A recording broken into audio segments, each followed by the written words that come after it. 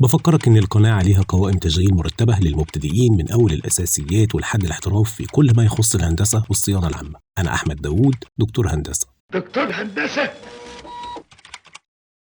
قبل ما نتكلم على الدايره الكهربائيه بتاعه الميكرويف، علينا ان احنا نعرف زي كل مره المعده ايه المطلوب منها وهي بتحتوي على ايه علشان تدينا الوظيفه بتاعتها. الميكرويف زي ما احنا عارفين هو معده وظيفتها تسخين الطعام، بتسخن الطعام عن طريق ان هي بتبعت موجات كهرومغناطيسيه من الماجنترون، موجات شديده شويه. الموجات دي هي اللي بتسخن الطعام. علشان اطلع الموجات دي من الماجنترون لازم اسلط على الماجنترون جهد عالي. الجهد العالي بجيبه منين؟ بجيبه من ترانسفورمر. طيب الترانسفورمر ده والماجنترون وخصوصا الماجنترون بيسخنوا وهم شغالين، فانا لازم ابردهم، بحط لهم مروحه.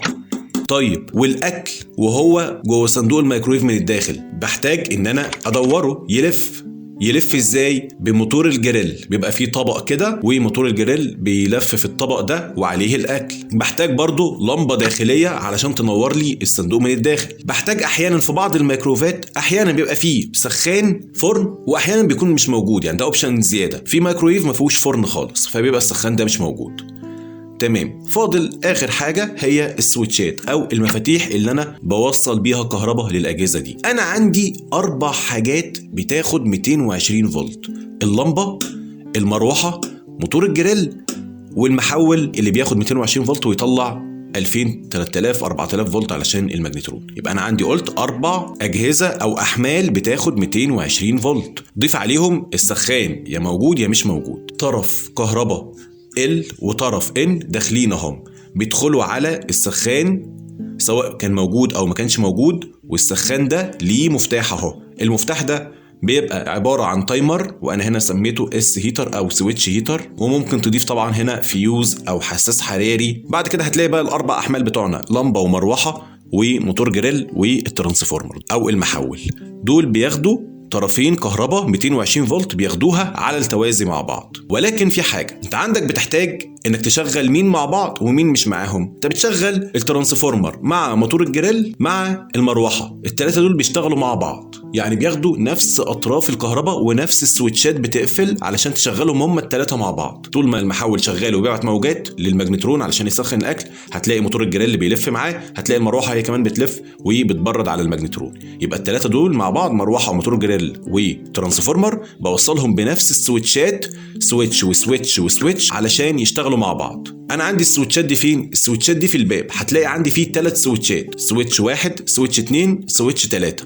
سويتش 2 وسويتش 3 دول اللي هم على الاطراف، هنبقى نشوف الكلام ده عملي المره الجايه. سويتش 2 وسويتش 3 دول لما بيقفلوا بيقفلوا الدايره على ال3 احمال: المروحه وموتور الجريل والمحول. فاضل التايمر سويتش 1، ده مفتاح التايمر، ده برضو مفتاح بيقفل معاهم هم كمان. يبقى انا لازم اقفل ال3 سويتشات دول مع بعض، بالاضافه طبعا للسويتش الاولاني. والسويتش الاولاني ده ليه قصه تانية، وهو ان هو بيكون موجود في منتصف الباب، بيقفل مره يمين كده فيشغل ال3 احمال دول، ويقفل مرة شمال فيشغل حمل اللمبة لوحدها. هو أنا ليه عايز اللمبة تشتغل لوحدها؟ بتكون خلاص خلصت تسخين للأكل فبتفتح الباب. أول ما تفتح الباب كل حاجة من دول بتفصل، يا إما هم بيفصلوا من التايمر يعني. المهم إن أنت لما بتفتح الباب بتكون فتحت الدايرة على ال3 أحمال دول فبيفصلوا علشان خطورة الموجات ما تطلعش عليك أنت. واللمبة هي اللي دايرتها بتقفل فبتنور. بتلاقي السويتش بتاع اللمبة عامل كده، ادي السويتش ده بيبقى غالبا السويتش اللي في المنتصف، وده اللي بيعمل المشكله بتاعت القفله. لو هو تلف بيعمل قفله. ليه؟ لان السويتش ده عليه الخطين، اللاين والنيوترال. لما بتقفل الباب بيقفل خط اللاين فيوصل الاحمال: المروحه وموتور الجريل والترانسفورمر او المحول. لما بتفتح الباب هو بيفتح خط اللاين او الخط الاولاني يعني، وبالتالي بيفصل الكهرباء عن المروحه وموتور الجريل والمحول. وبيقفلها على ايه؟ بيجي هنا بقى بيقفلها على ايه؟ بيقفلها على اللمبه. شايف اللمبه ماشيه ازاي؟ ادي خط ال داخل اهو، داخل على طرف اللمبه. خط النيوترال ماشي اهو، داخل على السويتش وداخل على طرف اللمبه. لما انت فتحت الباب السويتش هنا اتحرك من هنا لهنا، قفل النيوترال وبالتالي قفل دايرة اللمبة، فاللمبة نورت.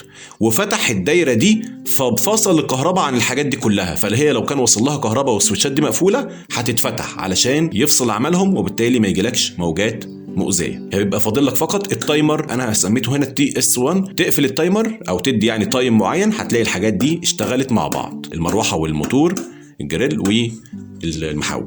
هتلاقي عندك بقى سويتش تاني انا مسميه تايمر سويتش 2 او TS2 داخل على المحول. ده بتاع ايه؟ ده بتاع التسخين، مقدار التسخين اللي انت عايزه يطلع من المحول او مقدار الطاقه اللي انت عايزها تطلع من المحول. في فيديو عملته لك عن التايمر بالتفصيل، هنبقى نعمله في الفيديوهات الجايه ان شاء الله. ده TS1 و TS2 دول موجودين في تايمر واحد. الاولاني الشق الاولاني بيقفل الدايره للمكان ده، التاني ده شغال على دايرة المحول بس لوحدها. ده عبارة عن مفتاح بتايم بيوصل الكهرباء للترانسفورمر ويقفلها عنه بمقدار بقى، وهنشوف الكلام ده زي ما بقول لك في التايمر الفيديوهات الجايه ان شاء الله. بمقدار يعني ممكن يوصل بوقت ويفصل بوقت مساوي ليه. يعني هنفترض مثلا انه بيوصل بوقت X وبيفصل بX، وممكن تخليه يوصل بX ويفصل ب2X، وممكن تخليه يوصل ب2X ويفصل بX.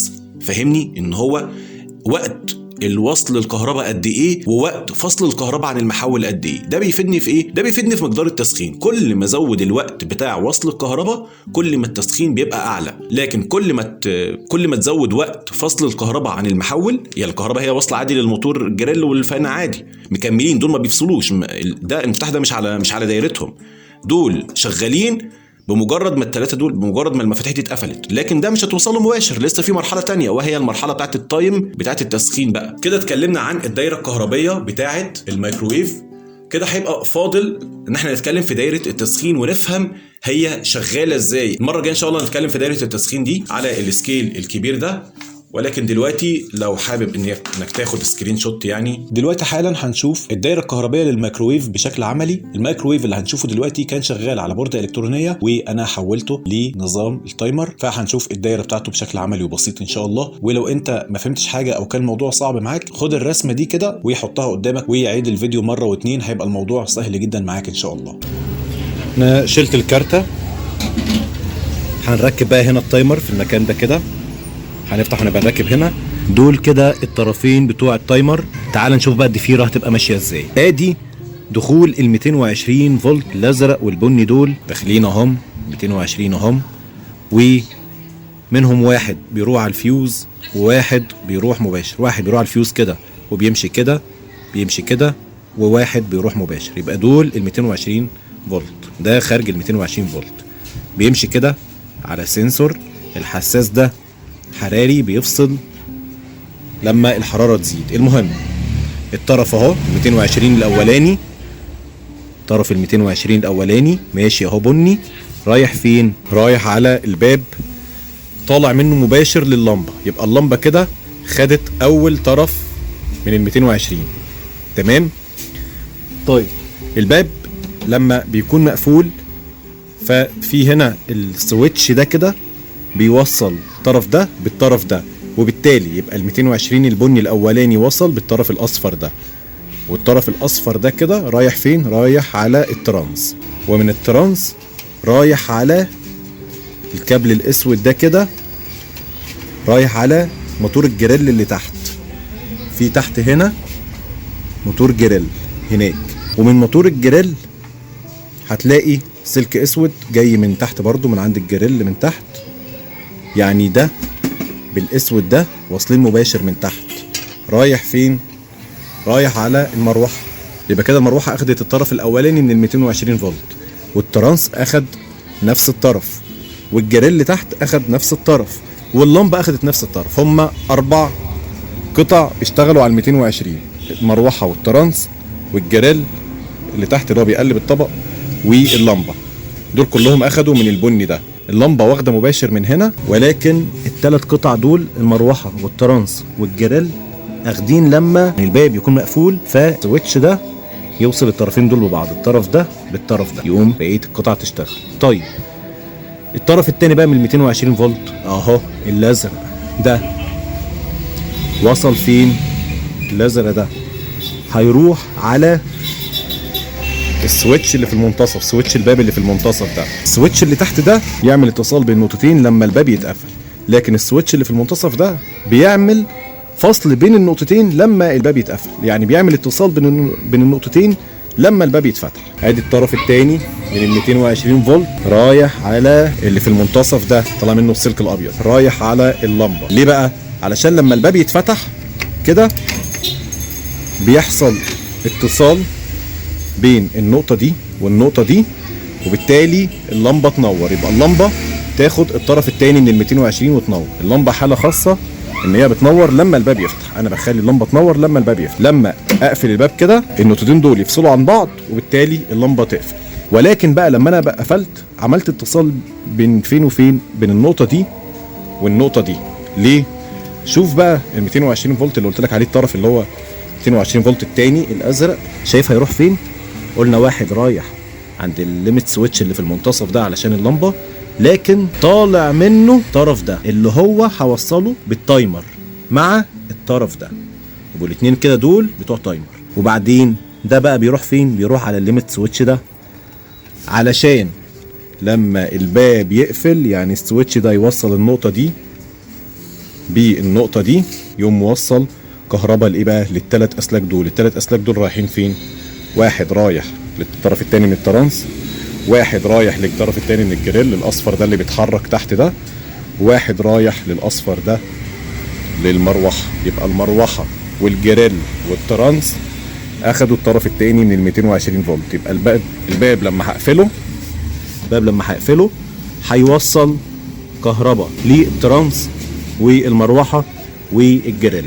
لما هفتح الباب هيوصل كهرباء فقط لللمبه، وهيقفل الكهرباء عن الثلاث حاجات التانيين اللي هم الترانس والمروحه والجريل. وادي الميكرويف بعد ما ركبت التايمر مكان البوردة الإلكترونية. أرجوك ما تنساش والدي من صالح دعائك، ولو استفدت مني حاجة يا ريت تدعي لي وليك بالصحة والستر وراحة البال والهداية للطريق الصحيح والمستقيم.